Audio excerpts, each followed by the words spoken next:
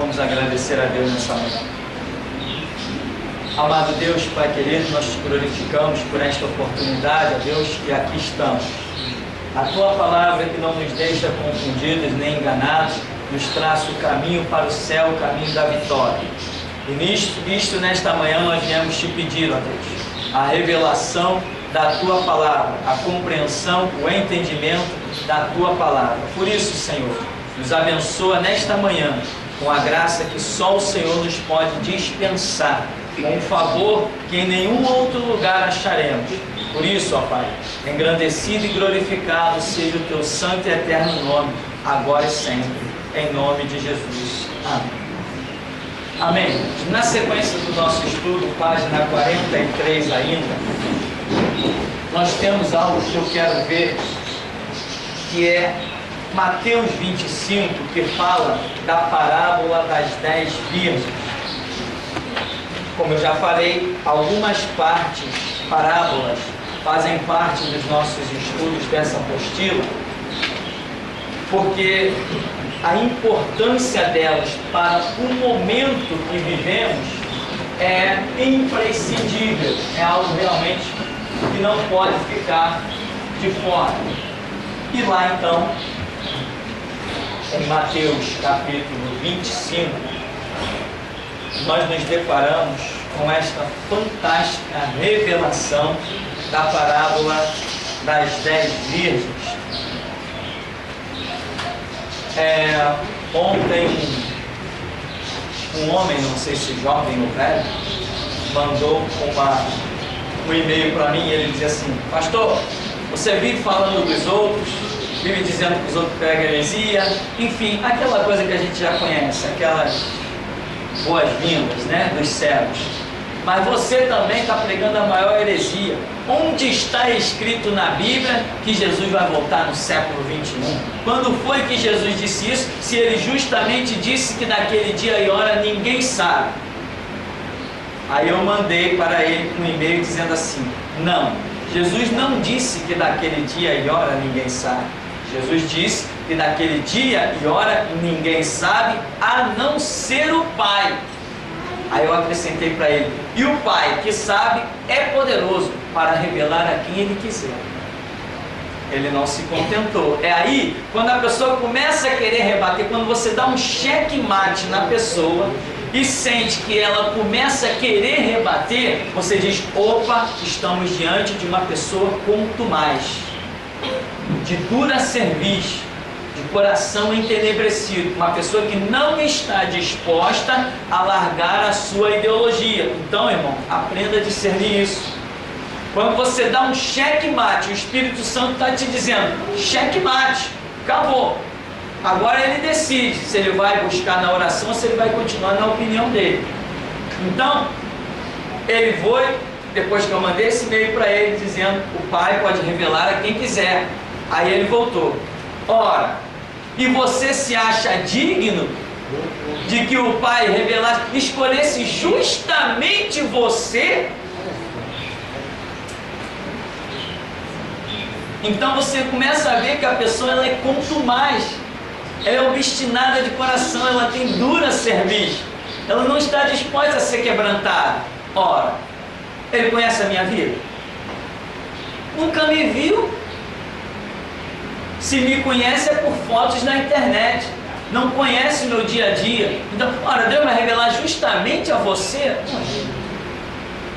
Deus ia revelar alguma coisa justamente a Pedro, aquele pescador, camarada que mal sabia falar? Deus ia revelar alguma coisa justamente a João Batista, vestindo a mesma túnica inverno e verão, um homem que só tinha uma roupa, tomava banho lá no rio, morava lá naquelas cavernas do deserto do Jordão? Deus ia revelar justamente a ele? Deus tem que revelar alguém. Quem ele escolhe é critério dele. Eu não posso dizer que não vai revelar a você ou a você. Isso aí quem decide é Deus, não sou eu. Então, resultado, aí eu falei assim para ele: aí eu já comecei a ironizar, eu falei assim: talvez Deus tenha escolhido a mim, porque eu suportei em país democrático conseguir mexer a tal ponto de ser preso por 18 dias. Eu acho que para isso tem que ser muito bom. Talvez tenha sido isso que Deus olhou. Aí ele mandou outro e-mail. Mas lá no passado homens morreram pelo Evangelho, homens frequentaram a fornalha, homens foram jogados nas covas e não receberam essa revelação. Ué, o problema. Aí você já vê a falta de conhecimento bíblico. Daniel não era um grande homem de Deus? Um anjo não contou para ele uma história, trouxe uma revelação, e o que Daniel disse? Não entendo. Não entendo. Aí alguém gritou, ei, explica para ele aí a visão. Aí explicou, ele disse, mas eu não entendo. Sela as palavras desse livro, porque é para tempo distante. Nós já aprendemos que a palavra ela é revelada a seu tempo. O que importava que um judeu descobrisse que Jesus voltaria no século 21? Não era, a mensagem não era propícia, não era tão emergente. Então Deus trata, revelando a sua palavra a seu tempo. Eu afirmo, Jesus vem no século 21. E se ele não vier? Se ele não vier, não veio. Mas eu vou viver como se ele viesse. É uma história, é a minha convicção. E dizer que não está escrito na Bíblia, para mim está. Quando a Bíblia diz que Jesus Cristo se manifesta na manhã do terceiro dia, isso significa século 21. E tantas outras coisas, né? Depois de 3 dias, depois de 2 dias, ele ressuscitará. Ao terceiro dia viveremos diante dele. E tantas coisas. Para mim está escrito na Bíblia que Jesus Cristo volta no século 21. Agora, não está escrito de forma que um ímpio consiga ler. Só está escrito de forma que alguém que tenha o Espírito Santo consiga compreender. Não está escrito literalmente, está escrito simbologicamente. Não sei nem se a palavra é assim. Simbolicamente, fica mais bonito. Está escrito simbolicamente. Aí está escrito. Não está? Está. Aí o camarada, antes que ele pudesse me mandar qualquer outro e-mail, eu fui lá nas minhas opções, peguei o e-mail, joguei lá e escrevi assim: bloquear. Não quero saber se ele vai viver, se ele vai morrer. Já vi que é um obstinado de coração, eu não tenho tempo a perder. Os e-mails dele não entram mais na minha caixa. Quando eles caem, já são automaticamente excluídos. Eu não tenho tempo a perder com palhaço. Meu negócio é com quem está disposto a orar e a estudar. Então nós vamos aqui para a nossa parábola das 10 virgens e vamos analisar o que vai acontecer nesses últimos dias, no tempo que nós estamos vivendo. Jesus diz, parábola das 10 virgens. Então, o reino dos céus será semelhante. Primeira palavra que aparece aí, veja bem, o reino dos céus será semelhante. Não está dizendo igual, né? É um campo, como a gente costuma usar assim, algumas expressões da literatura portuguesa, é o campo da semântica, né? Não é algo igual. Não é algo igual. Como é que nós vamos expressar coisas que vão acontecer sobre este planeta, dizendo é igualzinho como tem lá no céu? Não, Jesus nunca disse isso. Ele sempre falou, olha, a parábola do pescador, o reino dos céus é semelhante a essa parábola do pescador. Ele usou a palavra semelhante. O reino dos céus é semelhante ao pai de família que partiu para uma terra distante e depois ele vai voltar. Ele usa semelhante. Jesus nunca usa a palavra igual. Porque não é igual. Porque nada da terra pode ser comparado ao que está no céu. Então ele já usa propositadamente sempre a palavra semelhante. E por quê? Como que nós vamos compreender? É o Espírito Santo que está em nós, que vem e traduz essa semelhança para que ela penetre no nosso entendimento, na nossa compreensão. Nós não compreendemos as coisas, os mistérios de Deus, da sua palavra, literalmente. Nós compreendemos por uma revelação, uma compreensão que penetra ao nosso espírito. É assim que funciona. Por isso, muitas vezes, nós dizemos o quê? Nós andamos pela fé, porque há coisas na Escritura que não dá para explicar 1 mais 1 igual a 2, não dá. Por quê?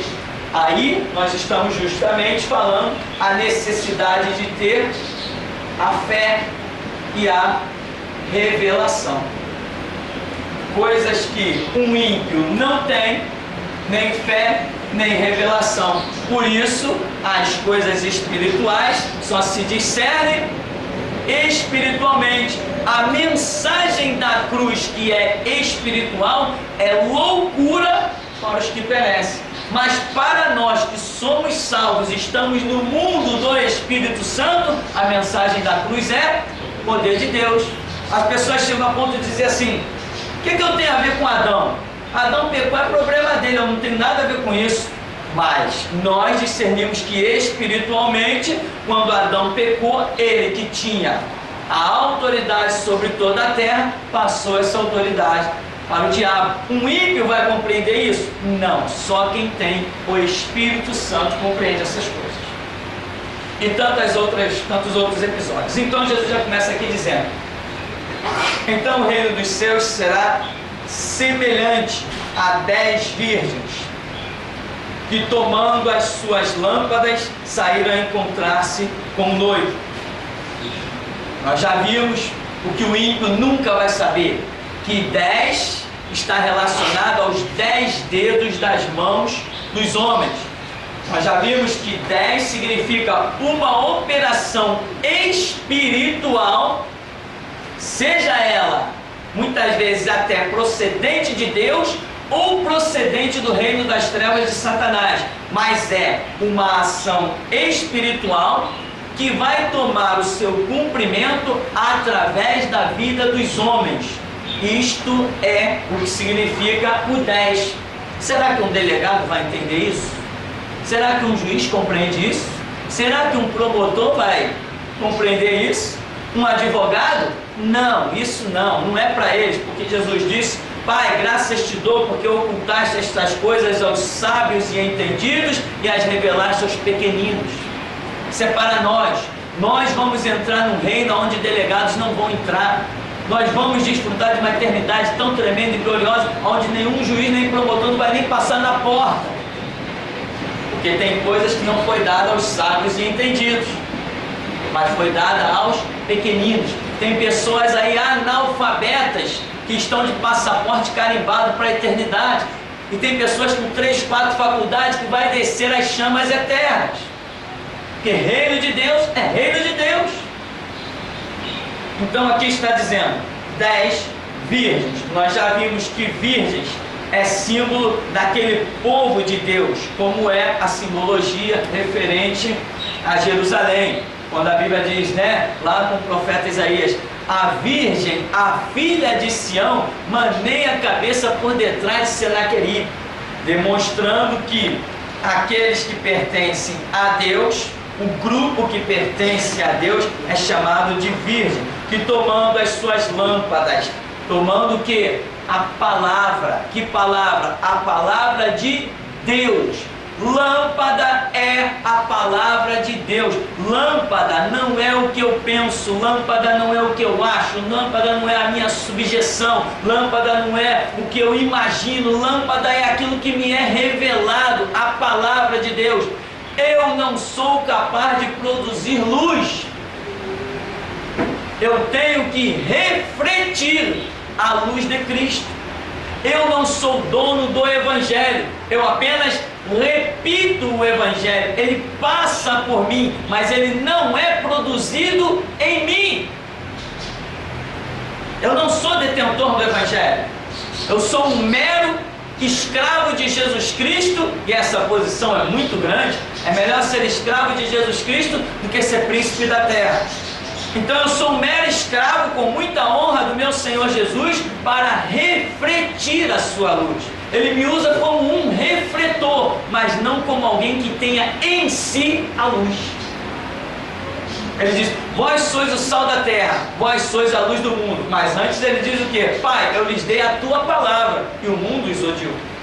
sem a palavra de Cristo, não reflito nada. Então, lâmpada aqui, meu irmão, é a palavra de Deus. Tomaram a lâmpada, saíram a encontrar-se com o noivo. O encontro das virgens com o noivo nos reporta ao tempo final, ao último estágio em que a igreja como um todo, representado em 10, que é uma operação que vai sobre todo o planeta Terra. O 10 significa algo que vai alcançar norte, sul, leste, oeste. Então, as 10 virgens significa que, é uma situação mundial. Então nós estamos falando do arrebatamento, algo que acontecerá sobre toda a terra. Diz que essas virgens vão a encontrar-se com o noivo. Quem é o noivo?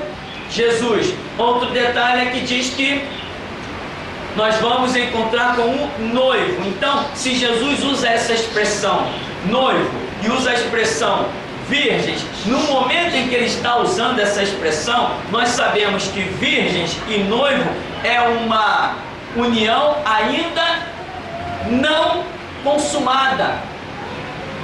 Ou seja, nós ainda não consumamos a nossa salvação enquanto estivermos aqui sobre esta terra. Enquanto estivermos vivendo, ainda não podemos dizer estou salvo.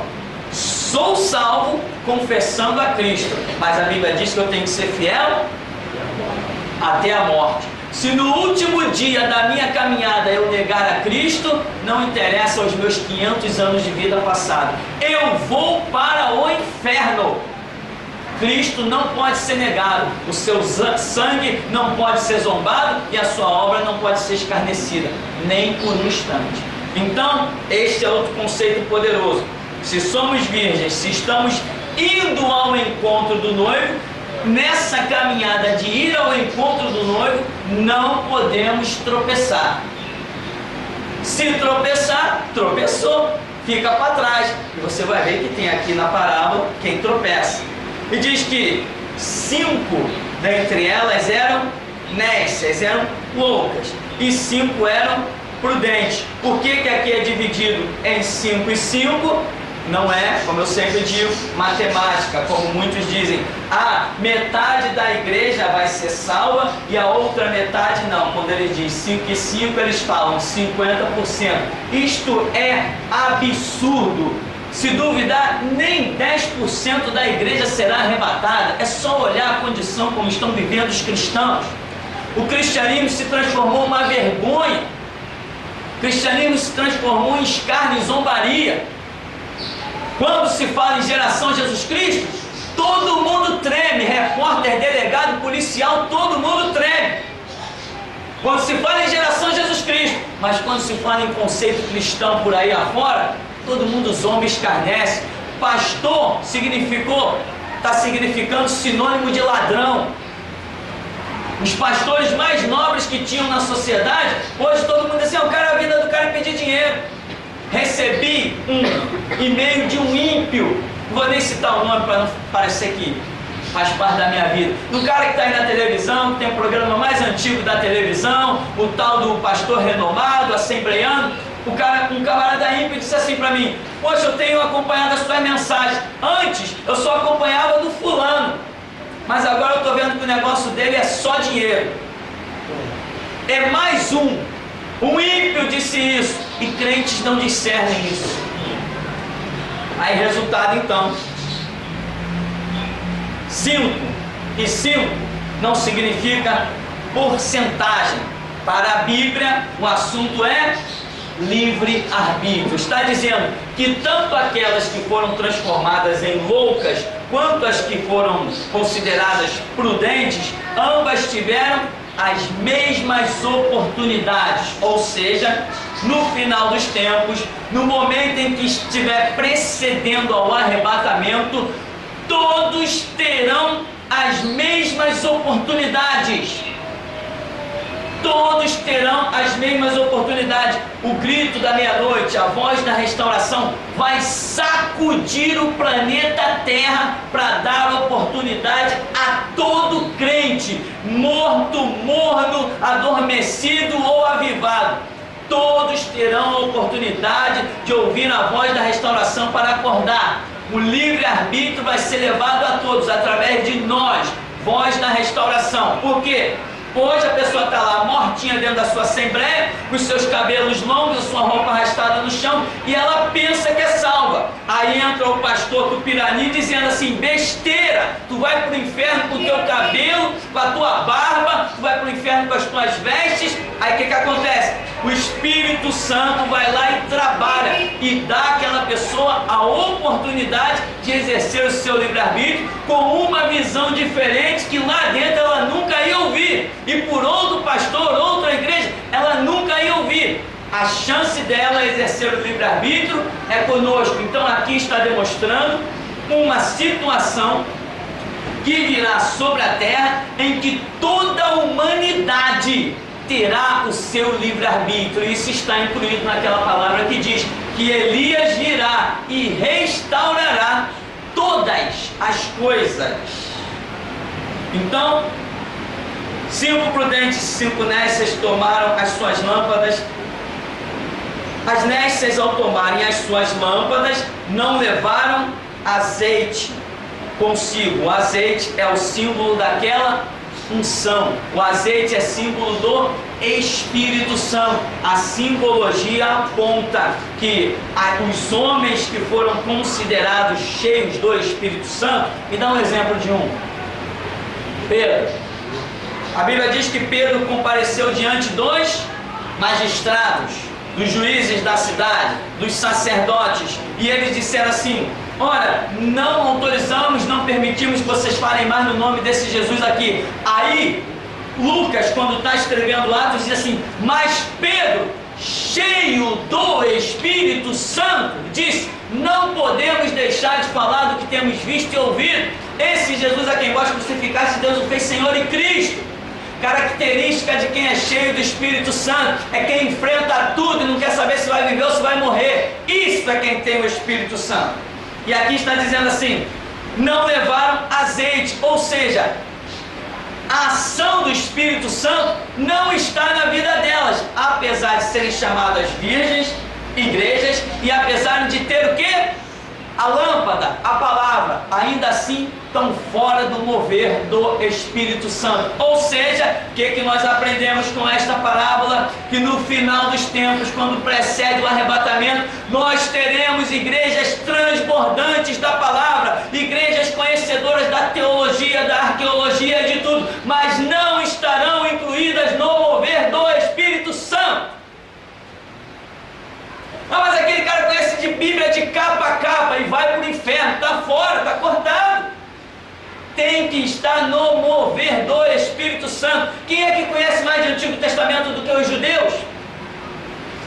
Quem conhece mais de Pentateuco do que eles? Estão fora do mover do Espírito Santo. Então aqui está dizendo que haverá igrejas no final dos tempos que estarão cheias da palavra. Elas têm a lamparina, elas têm o candeeiro, mas elas não fazem parte do mover do Espírito Santo. Elas têm seminário teológico de 1º grau, seminário teológico de 2º grau, elas têm os melhores DVDs, os melhores CDs, a maior infraestrutura, elas vendem os melhores livros, mas estão fora do mover do Espírito Santo.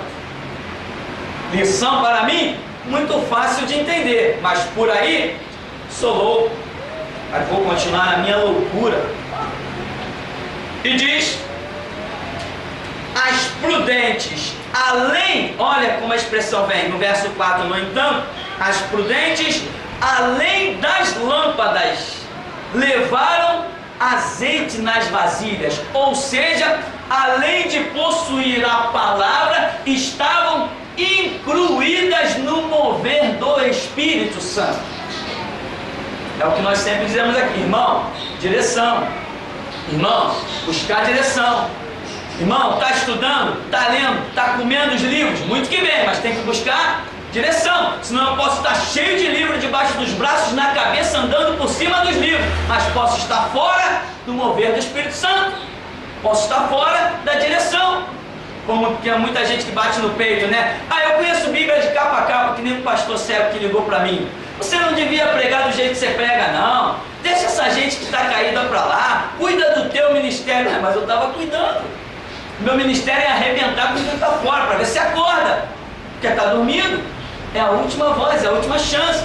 Cuida dos outros e tal. Aí eu falei assim, não, pastor, porque veja bem, quando a nação de Israel, que era povo de Deus, caía, o que Deus fazia? Ele falou assim, não, levantava profetas para acordar o povo. Eu falei, então, eu estou fazendo a mesma coisa. Ele falou assim, não, mas eu conheço Bíblia de capa a capa, mas deixa essa gente para lá. Ele me dá a resposta certa por conhecer a palavra, mas tem a conduta errada, está fora do mover do Espírito Santo. Se Deus levantava profetas para falar ao seu povo Israel, por que hoje Ele não pode levantar profetas para falar à sua igreja? A igreja está em alta? Não, a igreja não está em alta. A igreja não está em alta. Ou seja, esse exemplo pessoal pelo telefone elucida o que eu estou explicando para você. O homem citou a palavra correta. Quando o povo cai, Deus levanta profetas. Mas a atitude dele era fora do que ele conhecia. Ou seja, ele tinha a lâmpada, mas não tinha o azeite.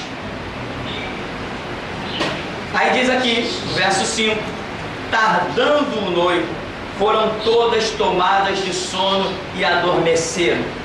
Já vimos que Jesus tem dia, hora, minuto e segundo, que ele sabe no seu relógio que ele vai se manifestar sobre a terra. Mas ele mesmo contando a parábola, ele diz assim, tardando o noivo.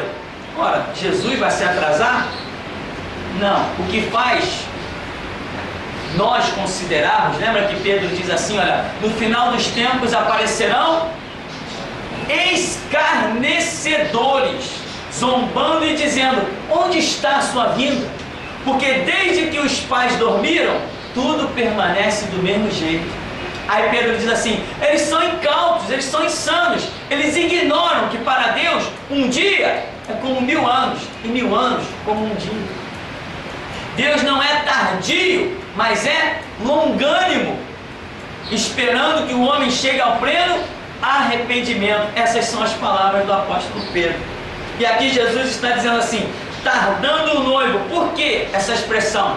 Porque é o que as igrejas vão considerar.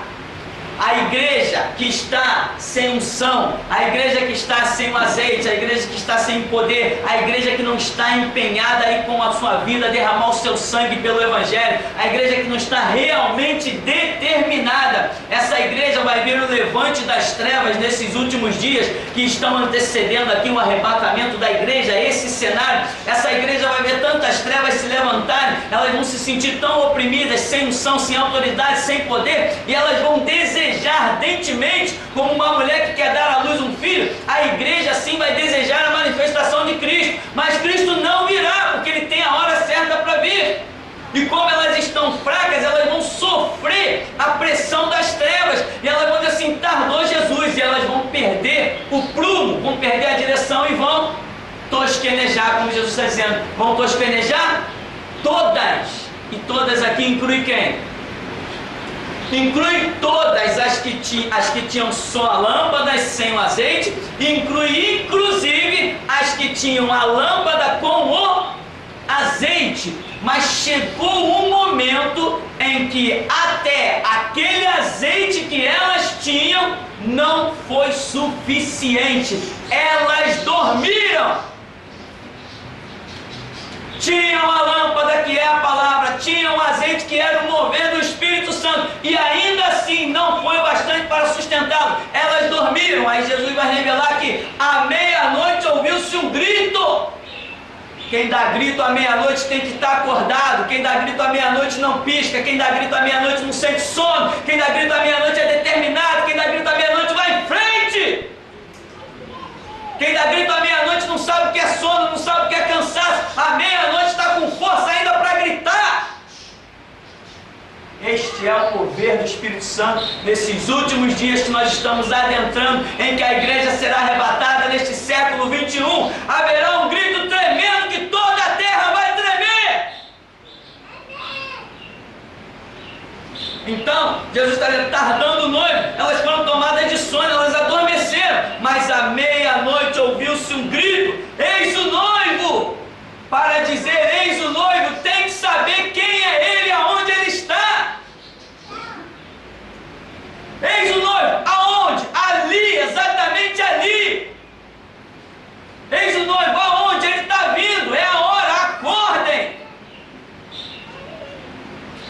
A igreja dos últimos dias será tão transbordante, não só na palavra, mas no azeite, vai receber revelações tão poderosas, a ponto de identificar claramente o momento da manifestação de Jesus Cristo. Esta é a igreja dos últimos tempos, que não é nem considerada a igreja, porque Jesus disse que as igrejas dormiram, mas tem um mover espiritual de um povo que ele chama de o grito da meia-noite. Não é nem igreja, está acima dos conceitos de igreja. E diz: eis o noivo, sai ao seu encontro. Então se levantaram todas aquelas virgens e prepararam as suas lâmpadas. Quer dizer, a coisa é tão impactante que as igrejas, as virgens todas, poxa, é a palavra, é isso aí, é o cumprimento da palavra. O Espírito Santo trabalhou, mostrou para elas que era o cumprimento da palavra, elas se apegaram à palavra, mas nem todas entraram no mover. Quantos e-mails? Pastor, tu fala a verdade mesmo e tal, poxa, eu gostei daquilo que você disse, você arrebentou naquilo, aquilo é verdade mesmo, eu fui para a Escritura e examinei, tá, pastor, agora boa noite, porque eu tenho que ir lá para a Assembleia de Deus.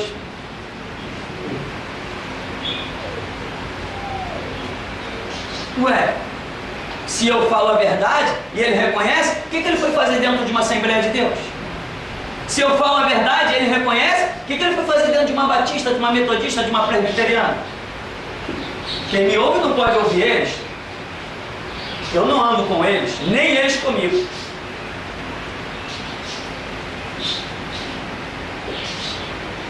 Saiu ao encontro, então levantaram todas aquelas virgens, prepararam as suas lâmpadas. As nécias disseram às prudentes: dai-nos do vosso azeite, porque as nossas lâmpadas estão se apagando. Elas reconhecem que o brilho que elas têm, a glória, vamos dizer, a palavra, a lamparina que elas têm, elas reconhecem em si, porque o Espírito Santo testifica com o nosso espírito. Não existe nenhum acusador pior do que esses megabytes, esses gigabytes aqui da nossa memória. Então elas reconhecem, elas sentem, pela ausência da testificação do Espírito Santo, elas sentem que elas não vão conseguir suportar a caminhada, o momento, o encontro com o noivo, e elas apelam. Elas reconhecem alguém que entrou no mover do Espírito Santo, elas apelam: dai-nos do vosso azeite, como se isso fosse possível. Aí diz: as nossas lâmpadas estão se apagando. Ora, lâmpada significa a palavra. Como que a palavra está se apagando? Tem algum mestre da Escritura que possa me ajudar? As nossas lâmpadas estão se apagando. Eu acabei de dizer que lâmpada é símbolo da palavra. Como que a palavra vai se apagar? A palavra brilha, meu irmão, tanto quanto mais eu estou disposto a derramar o meu sangue para confessá-la. Eu sou responsável pelo brilho da palavra.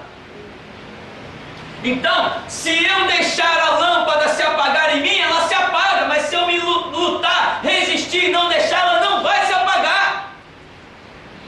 Eles não lutaram. Lembra dos 5 e 5 livre-arbítrio? Tiveram a oportunidade, todo mundo ouviu o grito, mas não se empenhou devidamente. Os cuidados da vida tiraram o foco deles.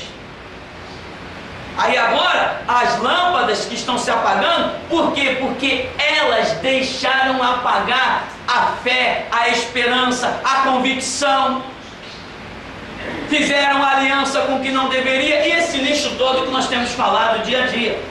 Agora, se você se mantém no prumo da palavra, no mover do Espírito, a sua lâmpada não apaga nunca, porque a palavra não pode ser apagada.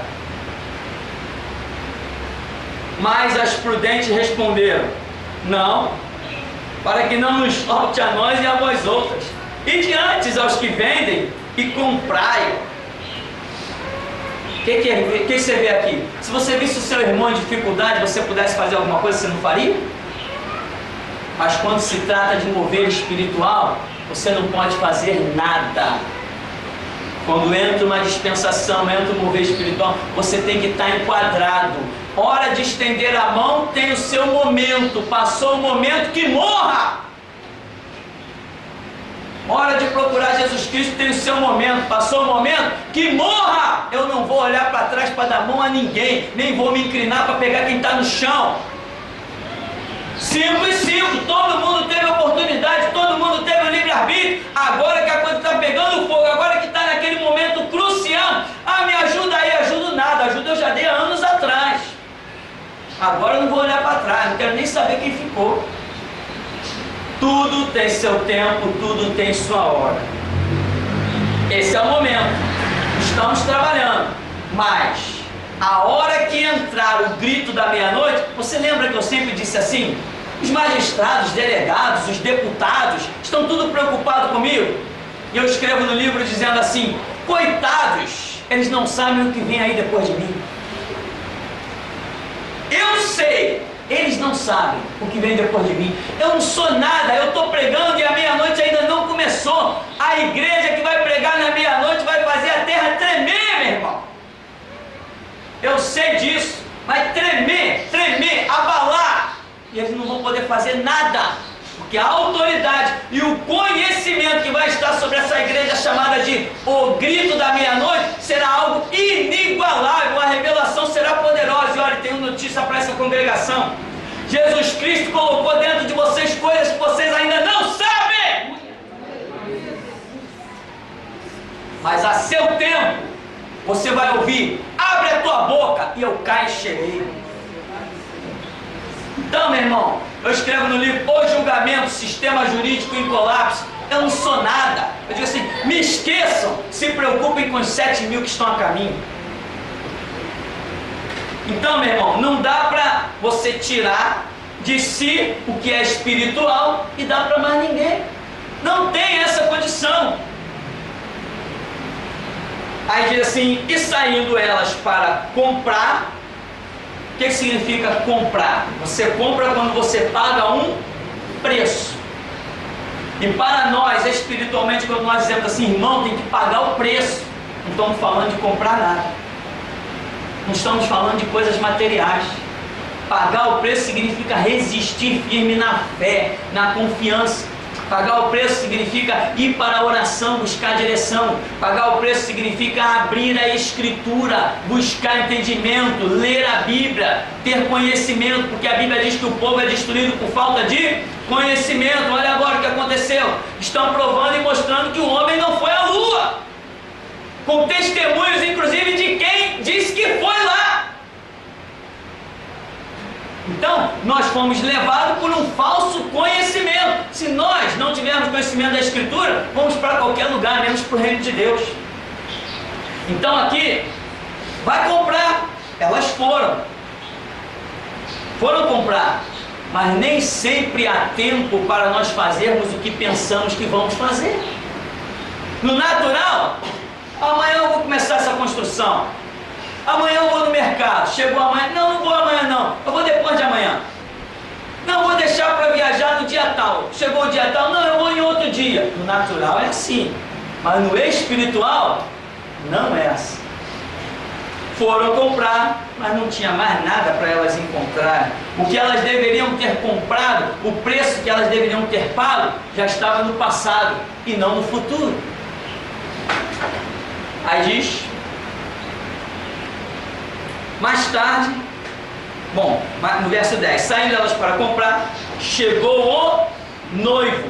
As que estavam apercebidas entraram com ele para as bodas. A união da igreja com Cristo é chamada bodas, que é um nome dado a um casamento, uma festa de casamento. E fechou-se a porta. Fechou-se a porta significa que aconteceu o arrebatamento e a dispensação da graça foi encerrada, né? Fechou-se a porta. Mais tarde chegaram as virgens nécias clamando: Senhor, Senhor, abre-nos a porta. Mas ele respondeu: em verdade vos digo que não vos conheço. Aí Jesus diz: vigiai, pois, porque não sabeis o dia nem a hora em que virá o vosso Senhor.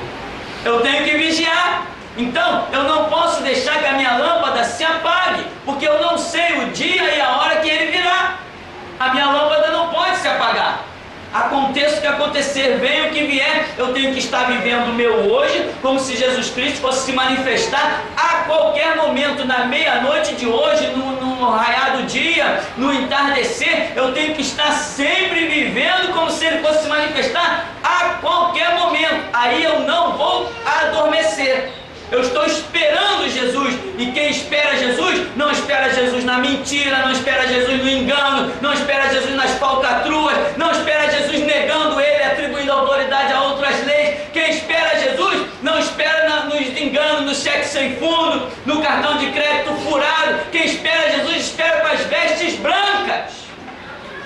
É assim que se espera Jesus, vivendo a palavra, os seus conceitos e a sua ideologia, vivendo a sua lei. É assim que se espera Jesus. Então ele está dizendo: vigiai, vocês não sabem nem o dia e nem a hora. E um pouquinho antes ele disse: em verdade vos digo que eu não conheço vocês. Ué, carregaram a lâmpada durante tanto tempo, foram chamados de virgens, eram igrejas. Quando a porta se fecha, que elas clamam, o que elas recebem? Nada. Silêncio, desprezo. Em verdade vos digo que eu não conheço vocês. O que aconteceu? Não interessa quem trabalhou até aquele momento 50, 70 anos, quem foi crente durante 25 anos, isso não interessa. A igreja que vai entrar nas bodas do Cordeiro é uma igreja que estará no mover, né? Nós entendemos isso, os ímpios não entendem quando a gente fala mover. É uma igreja que estará incluída no mover do Espírito Santo. Meu irmão, não basta ser uma igreja, não basta ter a palavra, tem que estar incluído no mover, no propósito, no objetivo do Espírito Santo.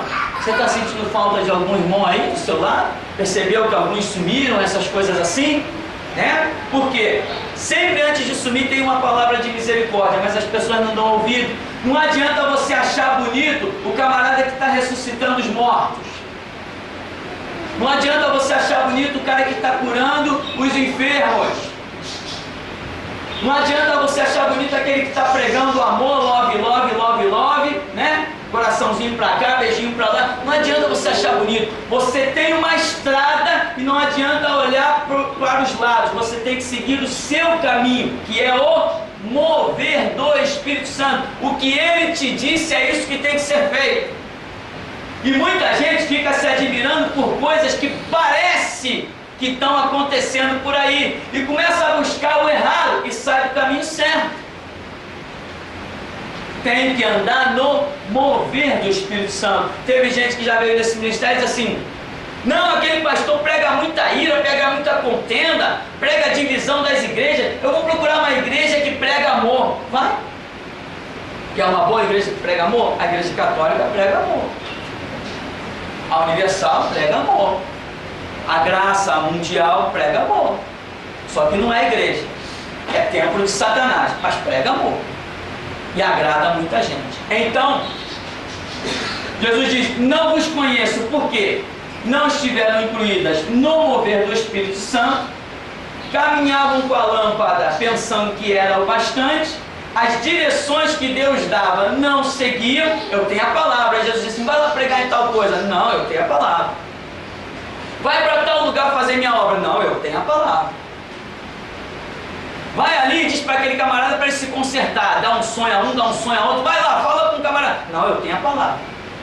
Tem a palavra, mas não tem o mover do Espírito Santo. Quando Jesus arrebata a sua igreja, ele só vai levar quem estiver incluído no mover do Espírito Santo. Jesus Cristo não vai arrebatar a sua igreja. Jesus Cristo vai arrebatar a sua igreja que está incluída no mover do Espírito Santo. Amém? Vamos dar uma paradinha então, já já a gente volta.